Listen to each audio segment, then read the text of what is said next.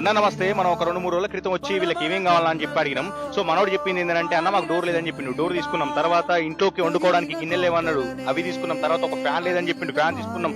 బిందె లేదన్నాడు, బిందె తీసుకున్నాం. అట్లనే ప్లేట్లు లేవన్నాడు, ప్లేట్లు తీసుకున్నాం. గ్లాసులు లేవన్నాడు, గ్లాసులు తీసుకున్నాం. సో మనం అయితే మొత్తం తీసుకున్నాం. ఇవన్నీ ఇచ్చింది ఎవరంటే యూకే నుంచి వెళ్ళి చందు బ్రో వాళ్ళ అక్క బర్త్డే సందర్భంగా అయితే మనకు ఇవన్నీ ఇచ్చిండు. వెంటనే రెస్పాండ్ అయ్యిండు మనోడు. థ్యాంక్ యూ సో మచ్ అన్న, చందు అన్న.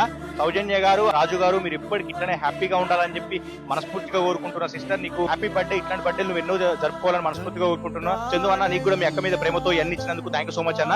చందు అన్న థ్యాంక్స్ అన్న, నాకు అన్ని ఇచ్చిన. So thank you so much bro. మీరు ఎప్పుడు ఇట్లనే హ్యాపీగా ఉండాలని చెప్పి మనస్ఫూర్తిగా కోరుకుంటున్నా. చందు అన్న థ్యాంక్ యూ సో మచ్. సౌజన్య గారు, రాజు గారు, మీరు ఎక్కడ ఉన్నా హ్యాపీగా ఉండాలని చెప్పి మనస్ఫూర్తిగా కోరుకుంటున్నా. Thank you so much.